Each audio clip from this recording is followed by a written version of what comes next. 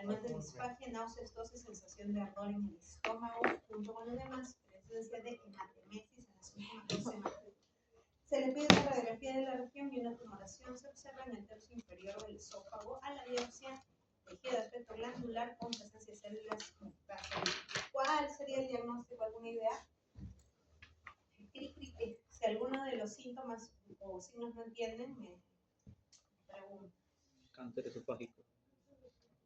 Cáncer de esófago, así se llama. Hay variantes, ¿no? Adenocarcinoma.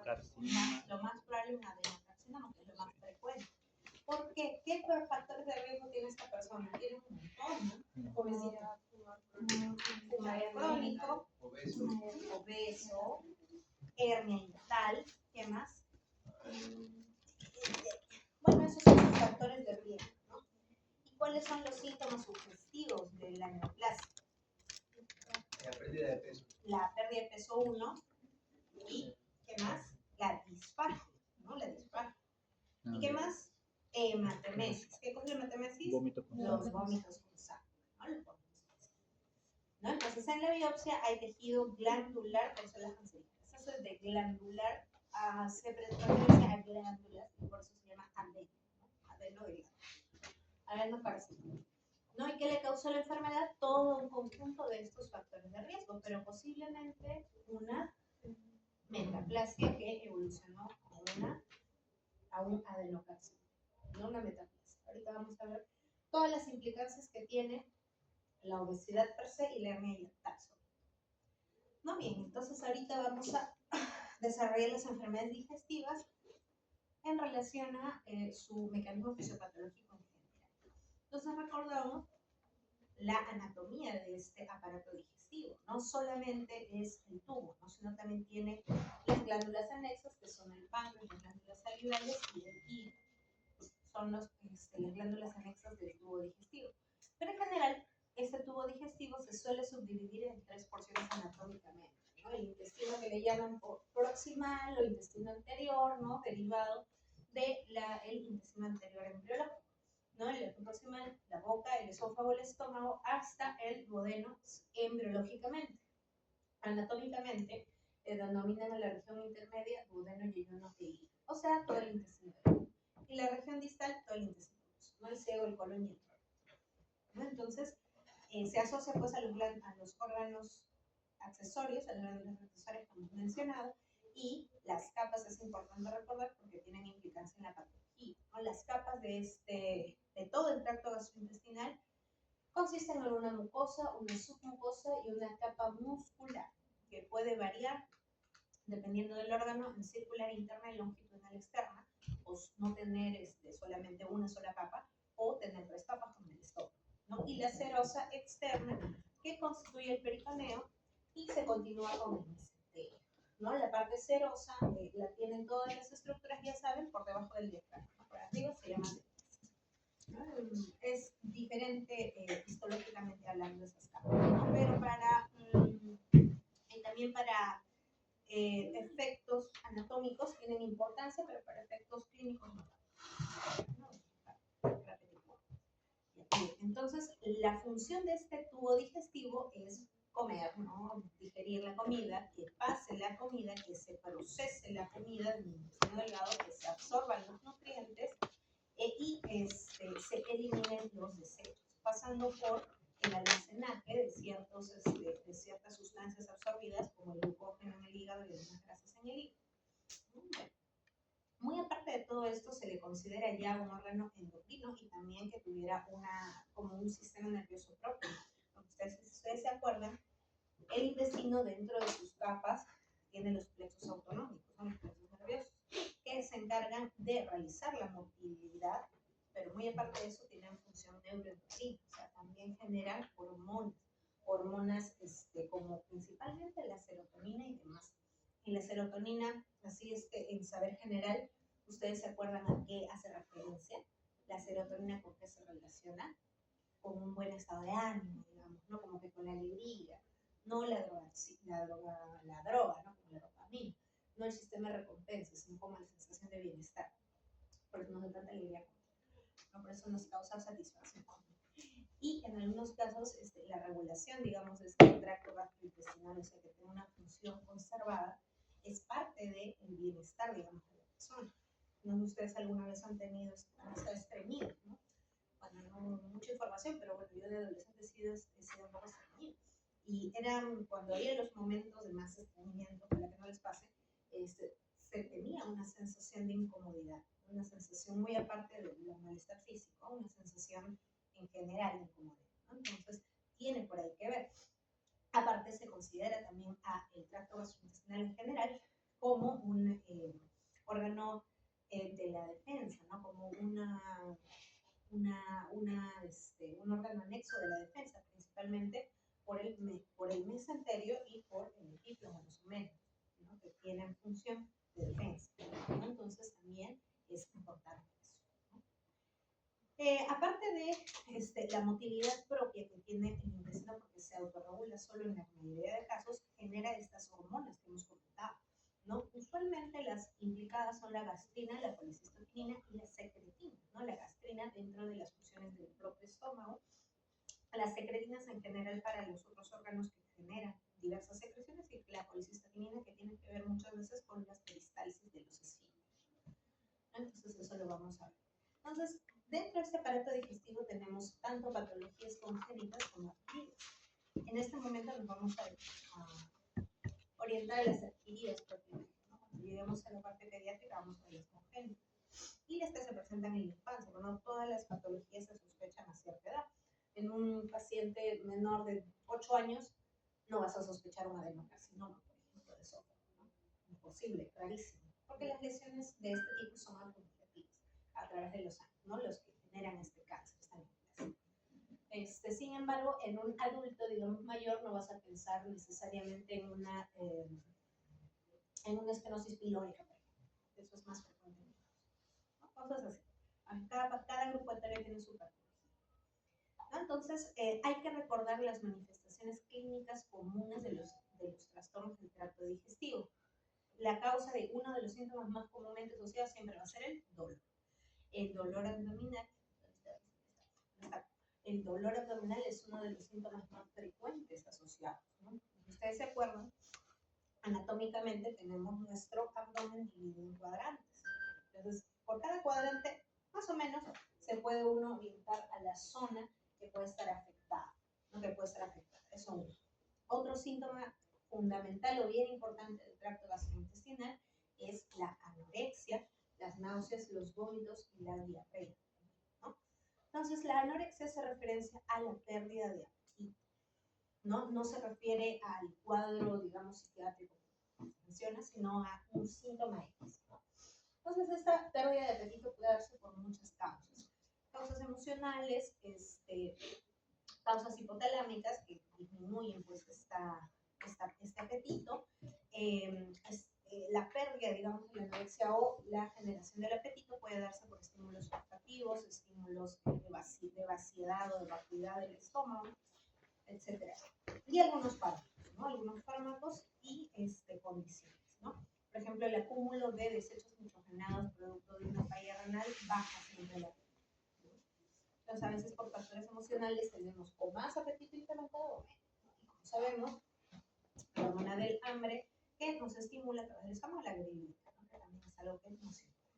Entonces, para detectar o digamos, para generar el apetito o el hambre, tenemos estímulos conductuales endocrinos del sistema autónomo, ¿no?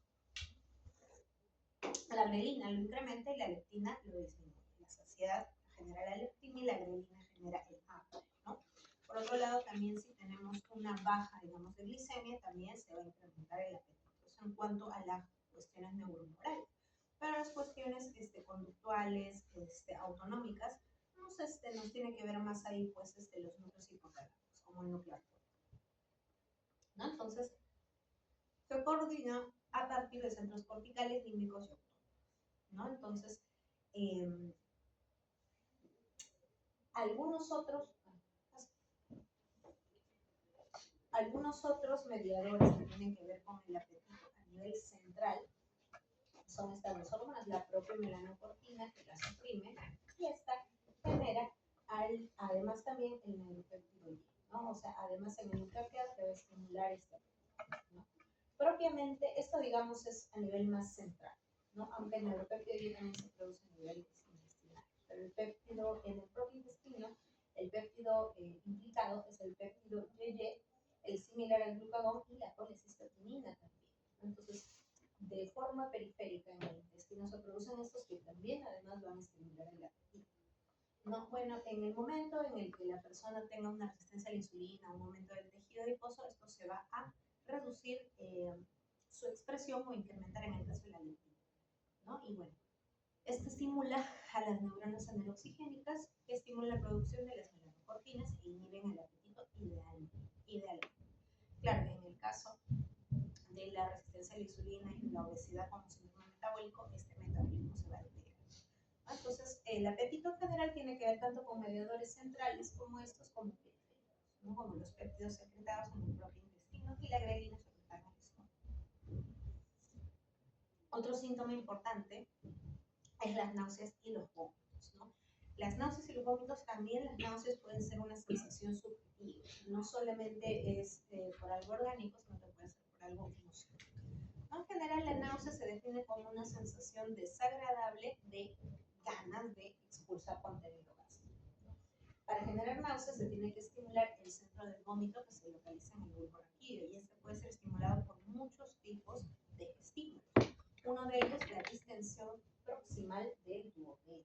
La distensión proximal del duodeno hace referencia como que está, digamos, tan distendido que va a rebasar la presión del esfínter pilórico. Entonces, como que eso estimula a que vas a tener que aperturarlo porque está muy amplia la presión del duodeno y vas a tener que volver, ¿no? Entonces, esa es una causa. Otra causa puede ser la activación del sistema nervioso autónomo por la presencia de cialorrea y se acompaña de estos síntomas, ¿no? Palidez, diaforesis y taquicardia. ¿No? Ustedes han visto alguna vez una persona que ha vomitado, está blanca como un papel, y no está hipovolémica, ni está con anemia, ni nada, sino solamente tiene náuseas, ¿no? Todos estos síntomas se van a asociar a cualquier tipo de estímulo que active el sistema autónomo. Por ejemplo, un dolor de isquemia también tiene estos tipos de síntomas, menos la cialorrea, ¿no? Un dolor de isquemia mesentérica también tiene palidez, diaforesis, taquicardia, y también las náuseas y vómitos porque se estimulan los mecanismos centrales, ¿no? Suele ser una señal de alerta temprana de un proceso patológico cuando es una náusea orgánica. Y el vómito ya per se es la acción de expulsar por vía oral los contenidos del estómago, ¿no? Entonces tiene una función buena dentro de ciertos contextos porque limita la posibilidad de daño por un agente nocivo y, ¿no? Si alguna vez hay algunas veces pacientes que llegan a la emergencia que han ingerido herida o que han ingerido en algunos casos algún tipo de veneno, no sé, algún tipo de veneno de rato o de algo, y por sí el propio estómago, como siente esa sustancia como irritante, lo expulsa por sí solo. Entonces, al expulsarlo va a limitar o disminuir el tiempo de esa sustancia en el estómago, y por ende va a disminuir su lesión.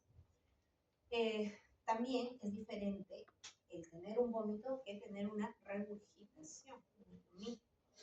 La regurgitación es un proceso, digamos, más pasivo, porque en el vómito, ustedes alguna vez han vomitado seguro, han tenido que hacer fuerza o presión con los músculos abdominales, toda la pared abdominal. Pero en la regurgitación, digamos que el contenido se regresa de forma involuntaria, ¿no? Entonces, este es un síntoma de un reflujo gastroesofágico, que es muy diferente al vómito. El vómito ya es una acción activa de expulsión del contenido, ¿no? La regurgitación es un proceso pasivo en el que se regresa. Entonces es una diferencia que sí es importante tener en cuenta, porque la persona a veces puede decir, vomité, no sé, expulsé saliva, no sé. Eso no es un vómito, eso es solamente como una especie de cialorrea, nada más. O la persona te puede decir, yo sin sentir nada se me regresó, no, alguna vez ustedes se les ha de haber regresado, a veces también. No regresa, pero no se sale. No es una regurgitación por reflujo. Cambio, el vómito es el proceso activo de la expulsión del contenido gástrico, ¿no? Entonces, este vómito está representado a nivel central en el bulbo raquídeo, en el centro del vómito. Y el estímulo de este pueden ser varias cosas, ¿no? Algunos de ellos puede ser a través de quimiorreceptores que sienten o digamos tienen la sensación de la histamina de los receptores dopaminérgicos también, ¿no? Algunas sustancias son propiamente generadoras de emesis o de vómitos, ¿no? Por ejemplo, algunos fármacos, ¿no? Como los opioides que hemos comentado, la ipecacuana, que era un clásico medicamento para las náuseas y vómitos. Algún irritante local que aumenta pues esta expresión de 5-HTP y que irrita el estómago pueden generar propiamente vómitos, ¿no? Como la radiación, algunas bacterias o virus, porque estimulan esta producción de 5-HTP, ¿no? Entonces ambos pueden estimular el centro del vómito directamente por su concentración elevada. También a través de la estimulación del nervio vago del nervio glosofaríngeo y del trigemino se puede desencadenar activación de este núcleo del tracto solitario y inducir el vómito, ¿no? Entonces se acuerdan a través de las zonas de los centros nauseosos que se encuentran en la orofaringe. También a través del cerebelo y la acción del oído interno por el movimiento y la distorsión que hay entre el movimiento que se percibe con la vista y con los oídos, ¿no? Ustedes si alguna vez han viajado en carretera o en un bus, de repente están ahí bien tranquilos, viajando sentaditos y de pronto abren la ventana, miran al panorama y se les dan náuseas, ¿no? Y eso porque hay una disociación entre lo que tu oído siente, digamos, percibe. Pero mientras tú estás en movimiento, el oído también está a la misma velocidad de movimiento. Entonces, como que no hay cambios en ese movimiento. Entonces, miras un poquito por la ventana y ahí sí ves movimiento. Entonces, porque hay una disociación entre ambos y eso genera el vómito, ¿no? A través de la estimulación de estos centros, ¿no? Y también está asociado a alguna experiencia subjetiva, ¿no? Que también puede desencadenar este centro del vómito, ¿no? Entonces, esas son las características más importantes de los síntomas gastrointestinales. También hay otros propios de cada órgano que lo vamos a mencionar. Los ya anteriormente mencionados son generales. Hay otros que son más específicos de cada órgano, ¿no? Empezamos rápidamente realmente con la cavidad oral, ya que no nos corresponde tanto, les corresponde más que vamos a, ¿no? Entonces, en los tejidos orales y glándulas salivales pueden tener infecciones locales, inflamaciones agudas o crónicas, cialagmitis, o sea, inflamación de la propia glándula salival y algunos tumores, ¿no? Tumores que no son tan frecuentes.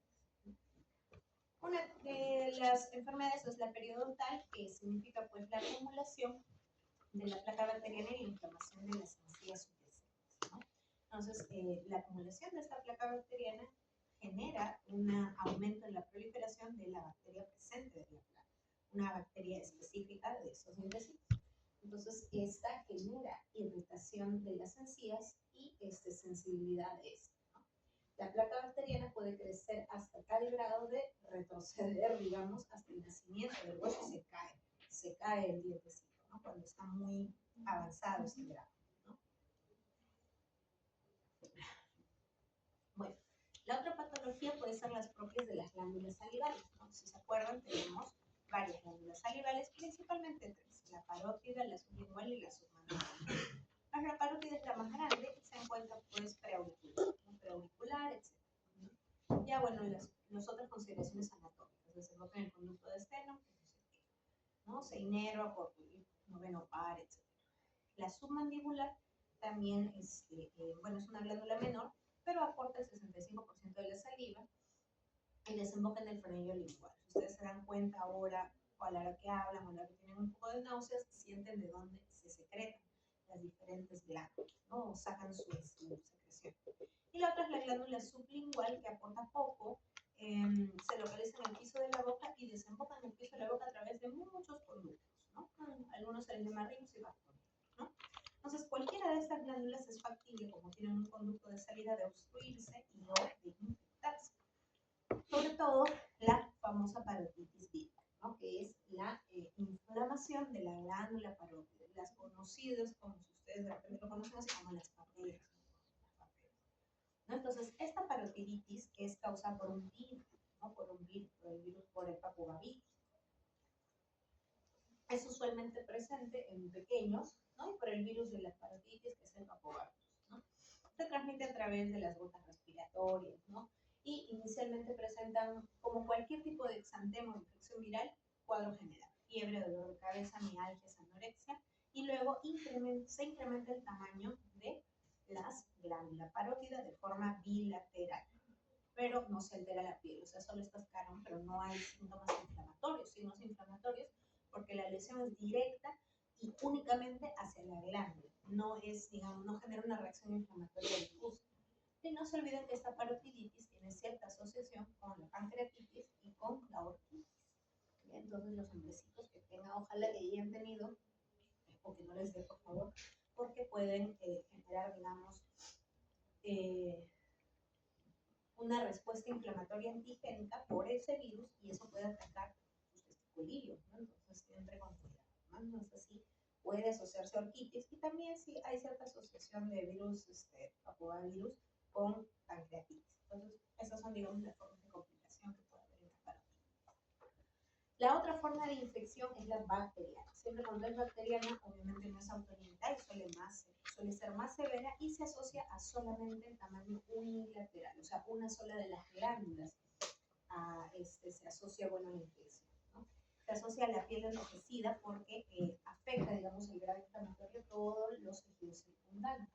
Y también por ser bacteriana casi siempre se asocian a mal estado general. Cuando alguna enfermedad es viral, su curso siempre es autolimitado, no suele ser grave, excepto en casos extremos, ¿no?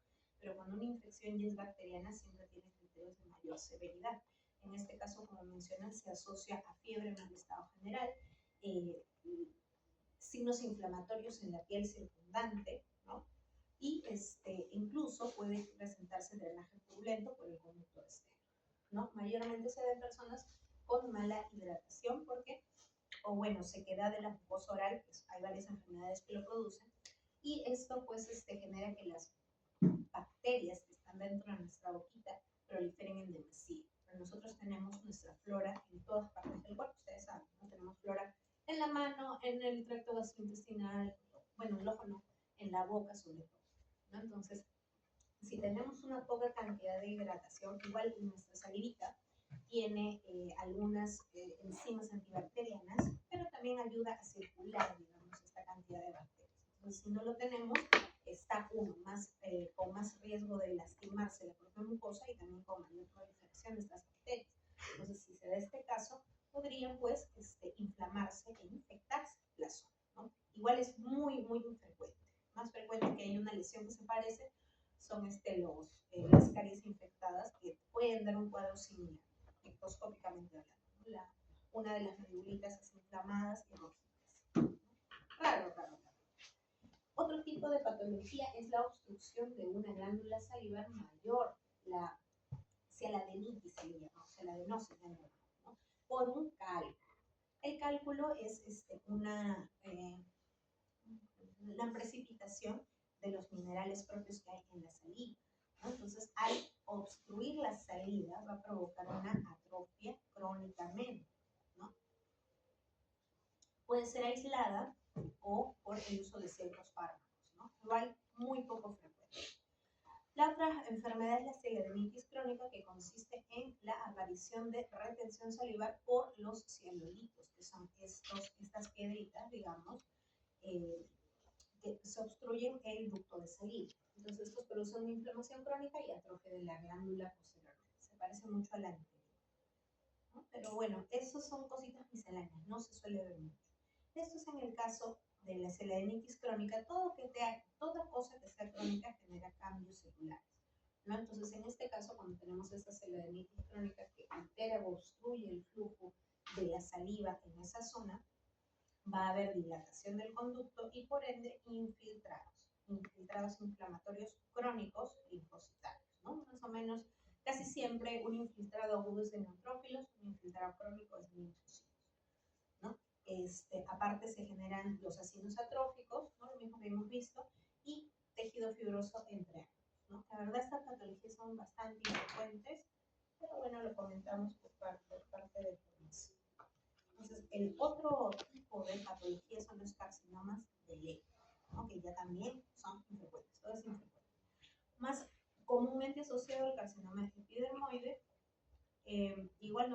buen pronóstico, ¿no? Se suelen presentar en la lengua y suelo de la boca. Mayormente se da en los varones de la sexta década. Muchas veces está causado por el papiloma, no por el papiloma virus. Algo de malo tenían que tener los pobres varones, ¿no? O sea, a nosotros nos da papiloma en los cervix y en la boca, vete a saber por qué. La leucoplasia oral vellosa es una patología previa, no es como una lesión previa tipo una displasia.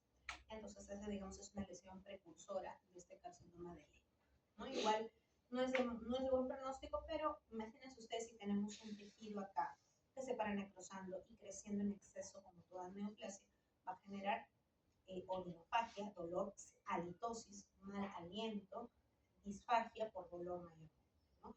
Alteración del gusto y al tacto, al roce, una dolor. Mencionaban en mis tiempos de estudiante, que para diferenciar este carcinoma de lengua o la leucoplasia oral vellosa de una candidiasis, que esa es otra posibilidad, ¿no? Que se haya candidiasis en la lengua, sobre todo en personas inmunodeprimidas. Entonces, justo acá está la forma de diferenciarlas, ¿no? Una candidiasis, tú raspas este contenido y como es solamente las hifas, o bueno, las hifas del honguito, salen con relativa facilidad. Pero si raspas el contenido de un carcinoma o una de leucoplasia oral, se produce sangrado, porque eso no es algo que esté encima. Entonces no es propiamente ya todo el pelo dañado. Era una forma en la que mencionaban que hacíamos la diferencia, porque hay que sospecharlo ambas posibilidades, ¿no? Bueno, aquí están unas láminas histológicas en las que se puede ver por el centro que hay perlas de queratina, ¿no? Que son estos acúmulos de esta material eosinofílico, medio rosadito, circundar, ¿no? Que son las perlas de queratina, ¿no?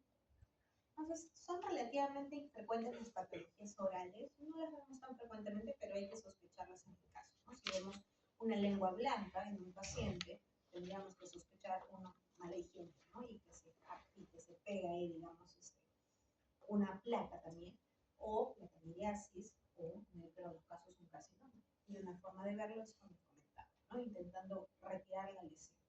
Entonces, si sale sangrecita, nos asustamos y derivamos pues, a la centralidad para que lean su biopsia respectiva.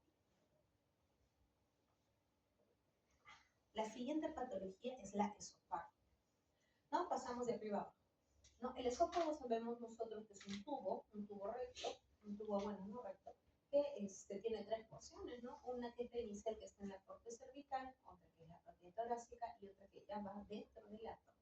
Es un tubo largo y que tiene características histológicas diferenciadas en la siguiente diapositiva.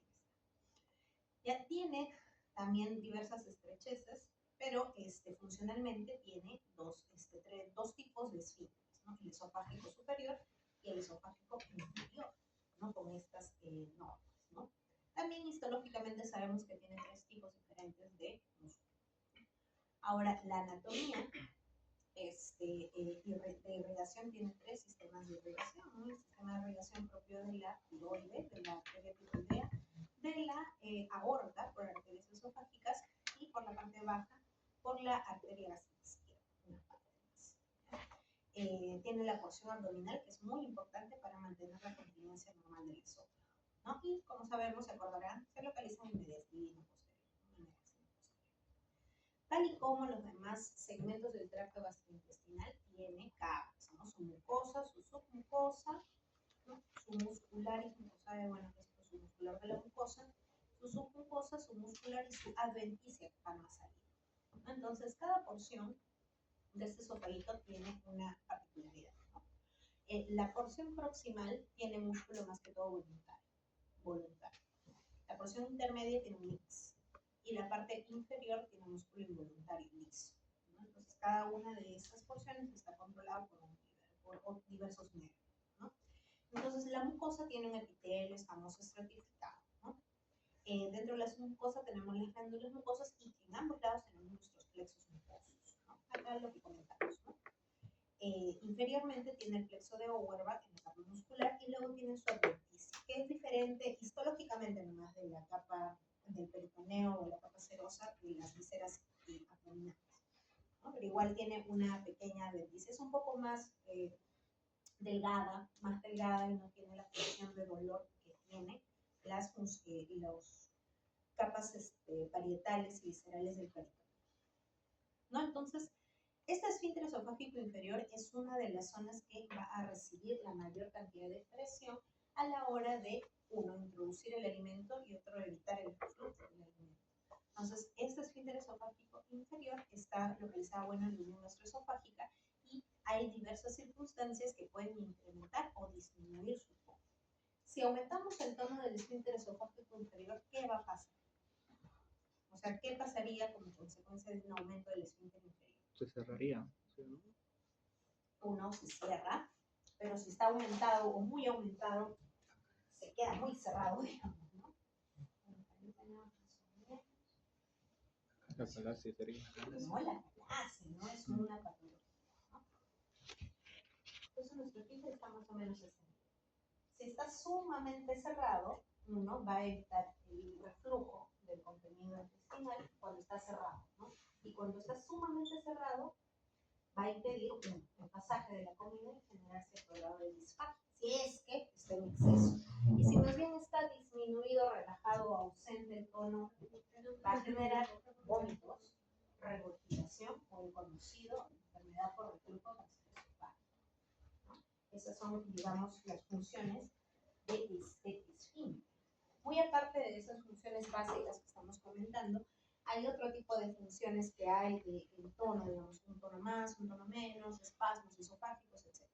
Pero bueno, ¿qué tipo de estímulos aumentan el tono del esfínter esofágico? ¿Qué cosa tenemos que hacer para que se cierre? Evitar el vómito, ¿no? Aumenta la presión intraabdominal, ¿no? Postprandial o en el embarazo.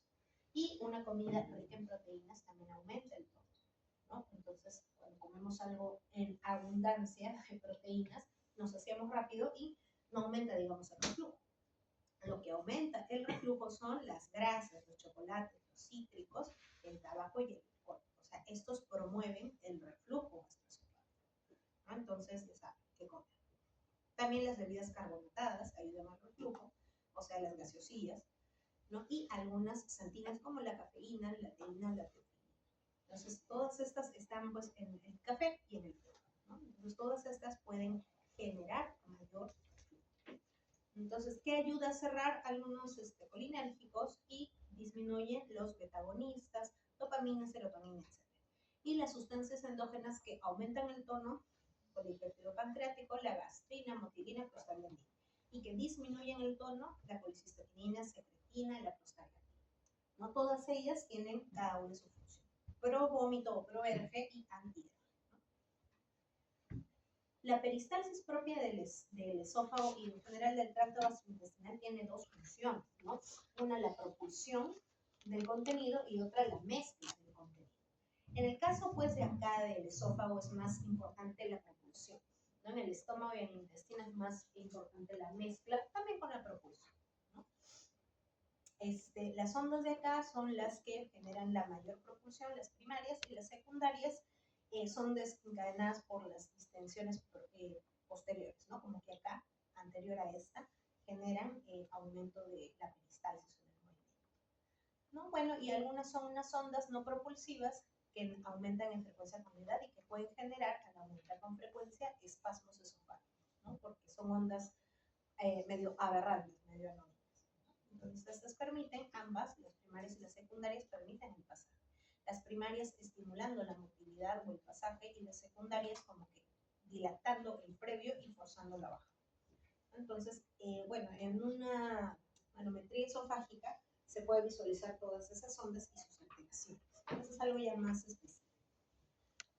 Bueno, ya hemos comentado que la función propiamente es propulsar el alimento, ¿no? Propulsar el alimento y evitar el reflujo. Entonces, ante esto, la patología que puede haber es que tengan una alteración del esfínter para lo alto o para lo bajo, o que tengan una obstrucción o dilatación del propio esófago, ¿no? Entonces, la patología, digamos, relacionada al esfínter esofágico hipertenso o, bueno, hiperactivo es la atalasia. Es el aumento del tono en el esfínter esofágico inferior. La mayoría de veces es un problema idiopático, ¿no? Esa consecuencia, bueno, de una relajación y obstruye el esófago, ¿no? Entonces, Se puede diagnosticar con ausencia peristalsis en los tercios distales, esfínter esofágico inferior incompletamente relajado. Estos son parámetros manométricos, ¿no? Que se hacen en una manometría esofágica. Presión de reposo muy elevada y línea basal elevada. Entonces, la peristalsis, o bueno, los esfínteres esofágicos inferiores están dictaminados por los nervios vagos, ¿no? Por la función de los nervios vagos. Entonces, a través, claro, del estímulo de estos y los plexos. Entonces, ¿qué se tiene que hacer en esta acalasia? La principal fuente es ser idiopática. Ahora, la secundaria existe cuando de repente los plexos mientéricos o los plexos mucosos están ausentes. Los están ausentes, el estímulo, digamos, de este nervio vago no va a llegar y se va a encontrar permanentemente estrecho, ¿no? Entonces, lo más frecuente es que sea idiopático, no tenga una causa. De forma secundaria, un carcinoma gástrico que podría eliminar o disminuir, mantener hipercontráctil en esta zona, o la acalasia, la enfermedad de Chagas o la amiloidosis, que esta Chagas pues se come, ¿no? Los plexos mientéricos a través de la infección con este trypanosoma y genera que si se lo come se quede permanentemente cerrado y el resto del esófago, como se ve acá, dilatado. Entonces, esta zona hipertónica, si continúa siendo hipertónica, significará que el resto del esófago ya no funciona, ya no se mueve. ¿Se moverá? Ya no se moverá. ¿Peristalteará? No peristalteará. Sí, va a seguir peristalteando, ¿no? Entonces, si peristaltea, o sea, hace sus movimientos y está obstruida en esta zona, proximalmente se va a empezar a dilatar. Entonces, una forma muy característica de la presencia de esta acalasia es el esófagograma, que es un examen con contraste para ver la luz del esófago en forma de punta de lápiz, representando en la parte más distal el esfínter. Recuerden que este esofagograma o estos exámenes varitados en contraste ven la luz, o sea, la parte interna de todos los tubos. Entonces, en este caso, este tubo, que es el esofaguito, internamente se ve dilatado y en la parte de abajo estrecho, ¿no? Estrecho por el esfínter esofágico. Entonces, las causas más importantes secundarias, Chagas, ¿no? Chagas. Lo demás es raro. ¿Ya? Entonces, la forma de diagnosticarlo es a través de esto y la manometría esofágica, ¿no? Que es lo que hemos comentado, que está hipertónico en reposo y poco relajado, ¿no? Entonces, ¿qué síntomas vamos a tener?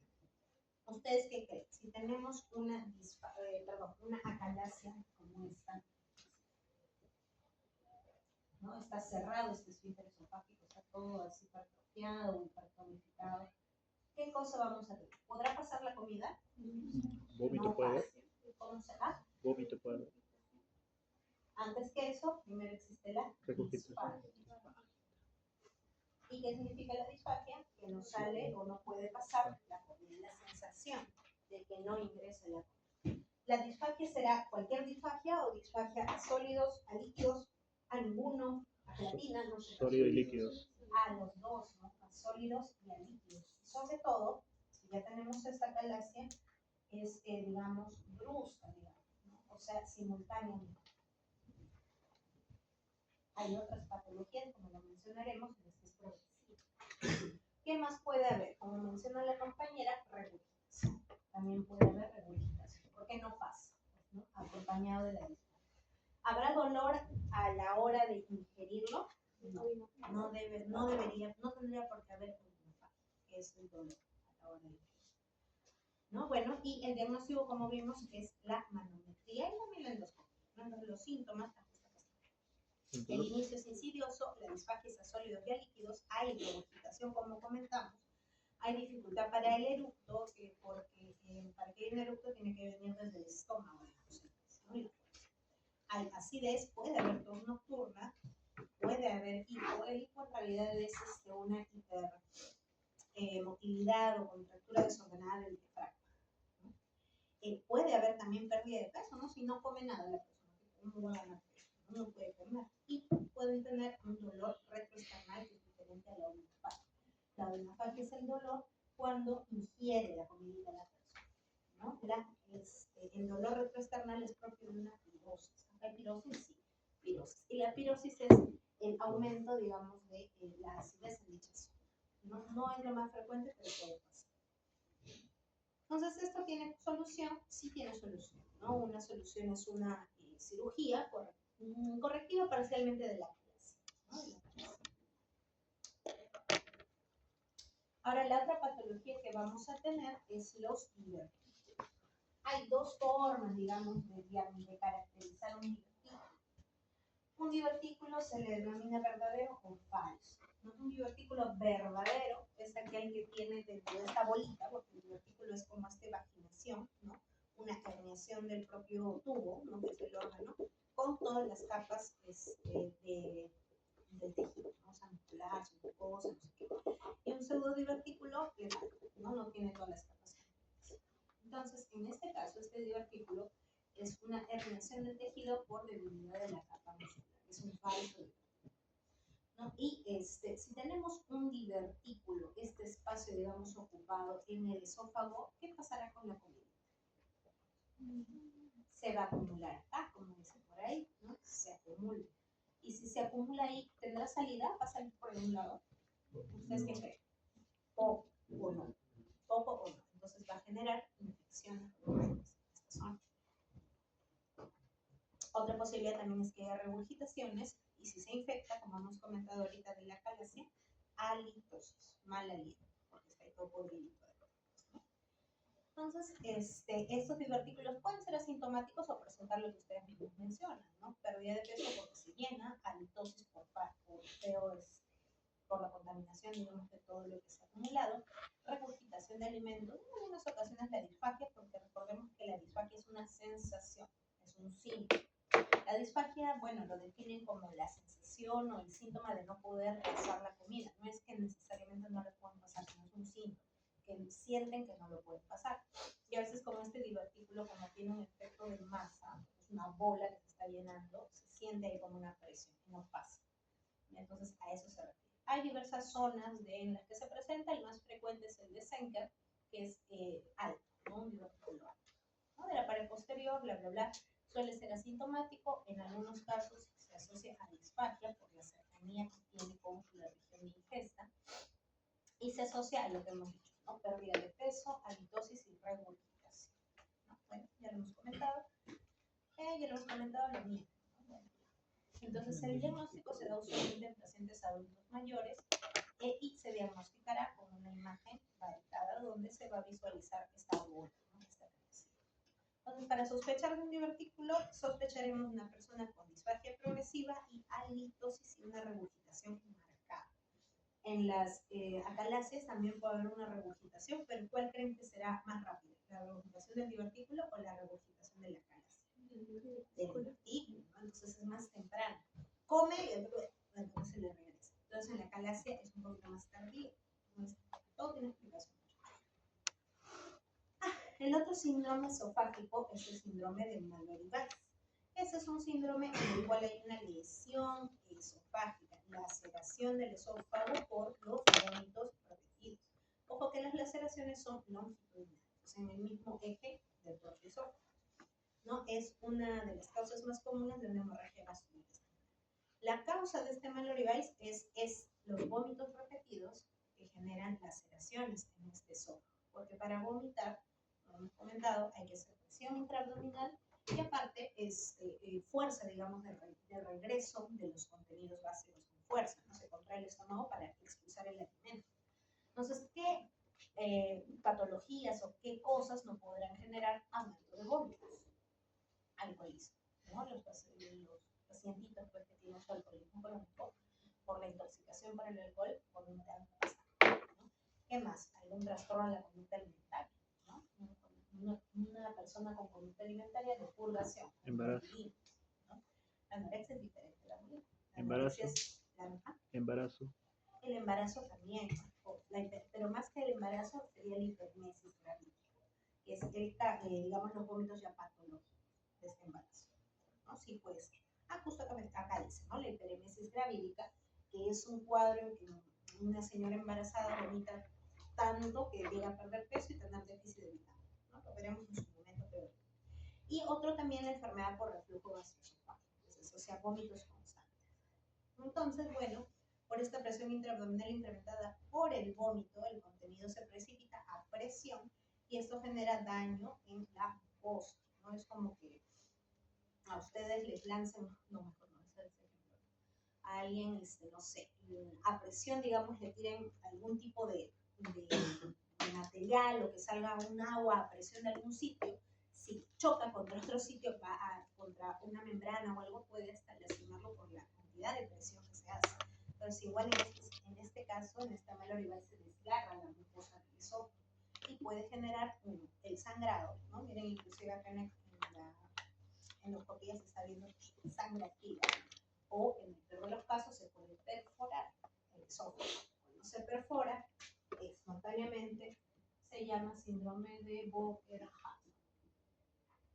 ¿No? Es una perforación espontánea del esófago a consecuencia del malorivirus. Entonces, este malorivirus es peculiar, ¿no? Y hay que solucionar lógicamente la causa de fondo, el alcoholismo, la bulimia, hiperemesis o la. Otra causa, bueno, es la infección, digamos, del esófago por herpes, ¿no? Es un diferencial para la disfagia y el dolor respiratorio, ¿no? Se ven dentro de la endoscopía lesiones ulceradas y redondeadas. La otra patología esofágica abdominal es la hernia hiatal. Esta hernia hiatal se le llama así porque protruye a través del hiato esofágico, ¿no? A través del hiato esofágico en el diafragma. Entonces, esta protrusión, digamos, esta salida de este contenido, como ven, se está como subiendo y en algunos casos se puede hasta herniar una parte del estómago, ¿no? Del esófago del estómago. Tiene, bueno, varias clasificaciones, una directamente aquí y otra paraesofágica, como esta de acá, que se van al costado, ¿no? Entonces, la cuestión de todo esto es que va a generar alteración anatómica de la estructura del esófago, ¿no? Y ahorita lo vamos a explicar más. En el caso...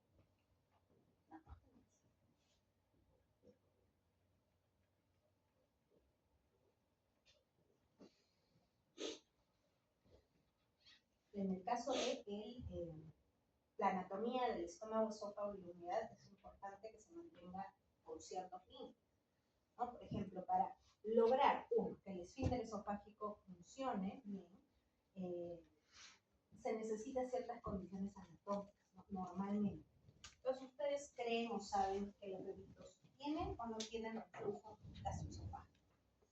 Se les regresa la leche, ¿no? Es un reflujo fisiológico, es normal. Eso desaparece al año de edad, más o menos. Pero ¿por qué en ellos es normal y en nosotros no? Porque están inmaduritos nomás, no solamente eso, ¿no? Hay otras condiciones que evitan un reflujo normal en nosotros ya los adultos. Una de esas condiciones o uno de esos mecanismos que lo disminuyen es el esfínter esofágico inferior competente, ¿no? Entonces, este es uno. ¿Aquí en la hernia hiatal estará alterado el esfínter esofágico inferior? No necesariamente. Entonces, ¿qué está alterada? La anatomía. Entonces, ¿qué parte anatómica es importante para evitar el reflujo? Los mecanismos antirreflujo normales. Uno, la competencia del esfínter esofágico inferior. Dos, ¿cómo se llama eso? ¿Se acuerdan? Eso, ángulo de Gis. Tiene que tener cierta curvatura.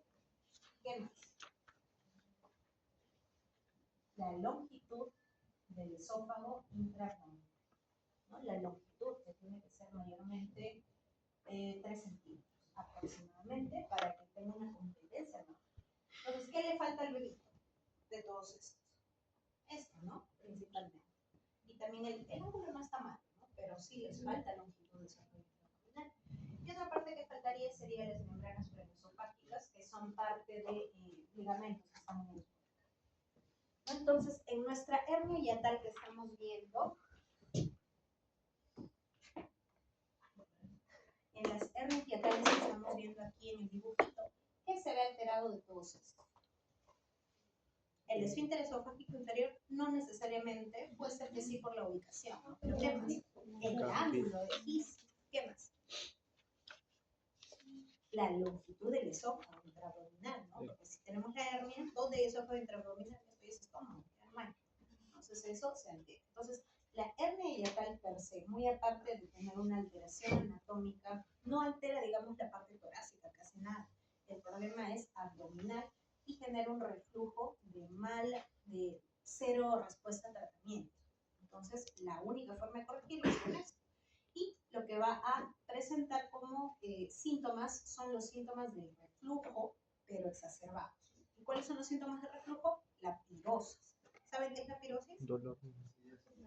Dolor retroesternal urente, ¿no? Y que ascendente, ¿no? Retroesternal. No como que acá en el parte, ¿no? Retroesternal. Otro, la regurgitación que hemos mencionado, ¿no? Que es que se le regresa involuntariamente el contenido gástrico a la boca. Otro, la disfagia, la sensación, el dolor epigástrico, también a veces por confusión. La plenitud postprandial, por lo mismo, por pérdida, digamos, de masa, digamos, estomacal, las náuseas y vómitos. Sobre todo, digamos, los síntomas característicos de un reflujo son la pirosis y la regurgitación, ¿no? Los más clásicos. Y hay otros más que ahorita vamos a ver. No, bueno, eso ya lo hemos comentado. Entonces, uno se compromete anatómicamente el ángulo de His, la longitud del esófago intraabdominal, también puede, en algunos casos como aquí, empujar el esfínter esofágico inferior y lo desplaza de su zona, ¿no? Entonces, todo eso más estos complementos que les estoy diciendo, contribuyen a que esta hernia hiatal se caracterice por ERGE, ¿no? Entonces, ¿qué cosa es el ERGE? Bueno, es enfermedad por reflujo gastroesofágico, pero es diferente a el reflujo gastroesofágico. Ahorita hemos comentado que los bebecitos tienen reflujo gastroesofágico y ellos no tienen ERGE. ¿Cuál es el ERGE? Es cuando hay síntomas, ¿no? Cuando hay molestias. Reflujo más molestias, ¿no? Este ERGE se puede acompañar o no de esofagitis, ¿no? Y la esofagitis es la inflamación del esófago vista en endoscopia. Y entonces este ERGE es una enfermedad crónica, siempre crónica, ¿no? Y está causada por un desequilibrio entre los factores de reflujo y los de la barrera fisiológica, ¿no? Entonces, una de las causas es la incompetencia del esfínter esofágico. Otra puede ser que el ángulo de His esté alterado, como en una operación, ¿no? Una operación que requirió una persona por un cáncer gástrico, no sé, alguien que se hizo su famoso bypass, su bypass, su cirugía, su máquina gástrica, y también altera un poco el ángulo de His. Si te haces un bypass gástrico, también. Entonces, todo procedimiento tiene sus ciertos riesgos, chicos. Entonces, no se hagan, por favor, operaciones por moda, porque tiene sus consecuencias.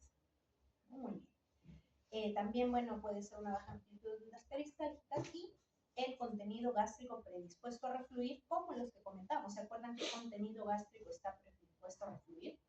Lo dijimos al inicio. Grasas. Eso, grasas, chocolate, alcohol, café, ¿no? Y como hemos comentado, situaciones postquirúrgicas que alteran la anatomía, ¿no? Este tipo de cositas no lo colocan mucho acá, pero es importante que lo sepan porque ahí pueden ustedes unir, ¿no? Unir y razonar a ver qué cosas más pueden estar alterando esta fisiología normal, ¿no? Entonces, hemos visto, ¿no? Esta enfermedad por reflujo gastroesofágico tiene clínica muy variada. Como les comentaba, la parte de vómitos o pirosis y regurgitación es la más frecuente, pero también puede ocurrir otras cosas, ¿no? La clínica es intensa y se presenta entre 30 y 60 minutos después de la alimentación porque es el tiempo en el que se encuentra normalmente en el estómago el alimento. Se puede presentar disfagia y la pirosis, como hemos comentado, regurgitación, hematemesis, cuando había hematemesis.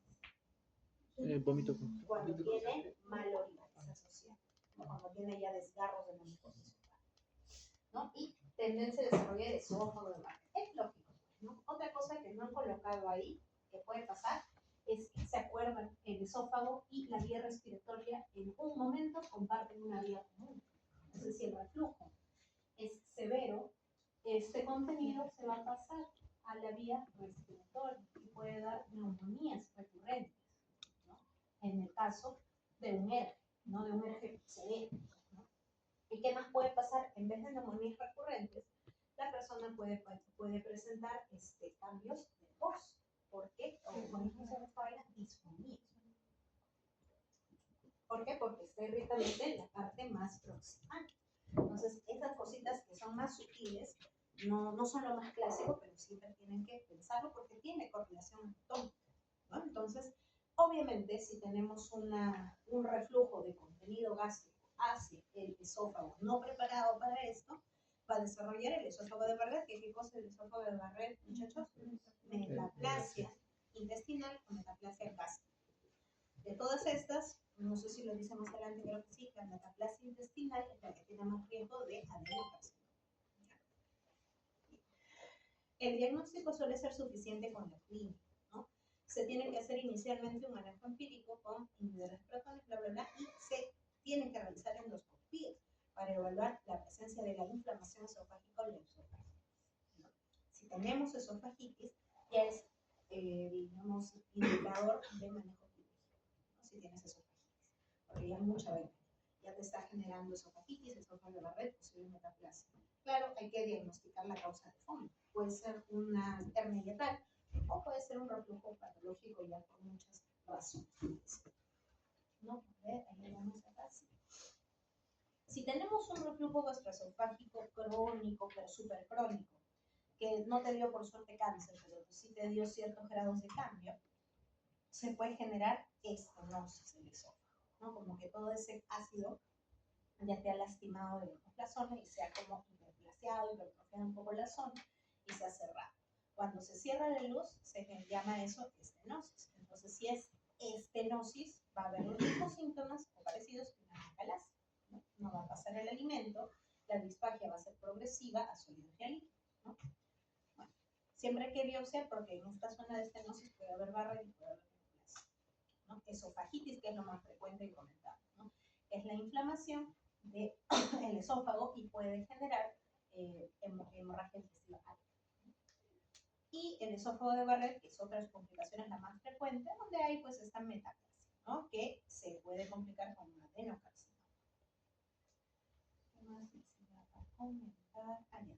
El diagnóstico se hace con pH-metría. pH-metría es se coloca una sondita, digamos, para medir el grado del pH que afecta, digamos, esta zona, el pH que se mete a esta zona. Normalmente no debe ser ácido, pero a veces es ácido cuando hay un reflujo. Y también puede ser alcalino esta zona, ¿no? Debe tener esto casi pH neutro, ¿no? Si se acuerdan, recién está ingresando. Entonces, si tiene un pH alcalino o ácido, ya estamos hablando de que hay un reflujo. ¿Cuál será peor, el alcalino o el ácido? ¿Qué creen ustedes? El alcalino. El alcalino es peor. El reflujo alcalino se asocia a qué metaplasia intestinal o gástrica. ¿Qué creen ustedes? Intestinal, muy bien. Entonces, si la metaplasia es intestinal, es más propensa a la persona a generar cáncer. No tanto la gástrica. La gástrica, digamos que es más adaptativa. La intestinal ya es como que aviso de que te puede dar cáncer. Y mayormente los reflujos más severos, obviamente, son los que son reflujos alcalinos, ¿no? El esófago de Barrett pues, es una complicación de una bronquio, ¿no? Usualmente eso se presenta en pacientes viejos, pues, como dice acá, más de 50. Los niños tienen ERGE, también tienen ERGE, por un montón de causas pueden tener. Entonces, pero es poco probable que ellos desarrollen metaplasia, es muy poco el tiempo de proceso. Entonces, mayormente este esófago de Barrett se ve en pacientes de edad avanzada, mayores de 50 años, 30 años, 40 años, o de repente un poco más temprano si han tenido una hernia hiatal, ¿no? Porque el reflujo hemos comentado es peor, más severo, ¿no? Muy bien. Entonces ya hemos visto, ¿no? Que es una lesión premaligna, predispone de adenocarcinoma y solo se identifica este esófago de Barrett con biopsia, no hay otra forma. No vas a saber por clínica que tienes un esófago de Barrett, ¿no? Solamente con biopsia. Y bueno, se tiene que realizar ante todo ERGE se tiene que hacer endoscopía, chicos. Ya, no vayan a hacer loquillos de decir, ay, tengo pirosis, así un poquito, ya, tómate tu omeprazol nomás, y ya, fin, se acabó. Y la persona sigue y sigue por años y años, y ya desarrolló su esófago de Barrett, ya desarrolló su cáncer, y nunca se vio. Entonces, todos síntomas de ese tipo sí requieren endoscopía por precaución. De repente el primer episodio no va a ser nada, pero te detectaron, no sé, un reflujo, una hernia hiatal, un microarte pylori, algo. Entonces ahí se puede tratar y eliminar ese factor de riesgo. Pues no sean así, por el amor de Dios. ¿Cuántas veces hay chicos, se dan cuenta, no ustedes no, sino todavía, sino que hay un montón de médicos lamentablemente y muchas veces en atención primaria que a un paciente, digamos, tiene 50 años y tiene toda mi vida sentido, que me quema acá mi pecho después de comer, que no sé qué, a veces vomito y todo. Señor, no se preocupe, tómese su omeprazol. Y así, años de años de años, nunca le mandaron al gastroenterólogo, nunca se hizo una endoscopia esta persona y termina con un diagnóstico de una neoplasia, un cáncer de esófago. Y obviamente, un cáncer de esófago es una cosa horrorosa. ¿Por qué es horroroso? Porque ¿qué vas a hacer con ese cáncer de esófago? Tienes que sacarlo, en caso para darle la chance de curación. Tienes que sacarlo, lo dejas sin esófago. ¿Qué vas a hacer? ¿Qué haces con el esófago? ¿Dónde lo metes? A veces se hace un bypass gástrico, un ascenso gástrico, etcétera. Varios procedimientos quirúrgicos que son bastante cruentos, invasivos. Entonces, esa persona se pudo salvar si es que sabemos que nuestro reflujo puede generar esófago de Barrett, por ende cáncer. Sobre todo en personas mayores, ¿no? Ya de repente si a mí ya a ustedes me da una acidez una vez, ya pues no, pero cosas cuando son recurrentes ya es pues mucho más sospechoso. Ay, qué triste. Bien, entonces el esófago de Barrett, como hemos visto, cuando tenemos algún tipo de metaplasia intestinal, es la que más que todo se asocia a adenocarcinoma. Pero no todos los esófagos de Barrett, así sean metaplasias intestinales, son igual a cáncer. Para que se genere, digamos, un cáncer, tiene que haber mutaciones genéticas. Siempre, siempre, chicos. Un cáncer no sale de gratis, sale siempre con mutación genética. La mutación genética puede ser por causa de estímulo externo, como también heredado, ¿no? Entonces, hemos visto acá que la metaplasia, digamos, el primer daño es la metaplasia gástrica, ¿no? Como se ve aquí. Sin embargo, si se continúa un reflujo patológico con pH alcalino, ahí sí deriva hacia una metaplasia intestinal y casi bastante frecuentemente asociado a un adenocarcinoma. Cuando se asocia más a pHs bajos, como los del estómago, no suele, digamos, mutar a neoplasia. No solamente se queda, digamos, en un cambio adaptativo, sí, claro, queda esofágitis y todo, pero no es lo más frecuente. La lesión más asociada a cáncer es la metaplasia intestinal, ¿no? Bueno, acá lo estamos mencionando, y que para que se genere este esófago de Barrett y se derive hacia un cáncer, tiene que aplicarse la vía del Sony-Hedgehog, el cabeza de erizo, BMP4 y MFKB, ¿no? El BMP4, digamos, cambia a la primera metaplasia. Las subsiguientes injurias pueden activar el CDX o los de Sony-Hedgehog. Cuando activamos, digamos, los Sony-Hedgehog, no progresa, pero cuando activamos los genes CDX, sí puede progresar hacia una neoplasia. Entonces, todo realmente depende de mutación genética. Cuando llevamos neoplasia, o si ya llevamos fisiopato 1, los que llevamos neoplasia, toda neoplasia es causante por daño en el ADN y mutación del ADN. No todo, no es así porque tendría mal, ¿no? Es todo por mutación de ADN. Bueno, como comentamos, la única forma de diagnosticar es macroscópicamente, endoscópicamente a través de mirar la mucosa aterciopelada, el cambio de epitelio, parches también, y microscópicamente se evidencia la metaplasia, ¿no? Muy bien, muchachos. Y ahora nos damos un pequeño tiempito de 10 minutos, será, porque las clases de acá son largas y entonces van a ver. ¿Alguien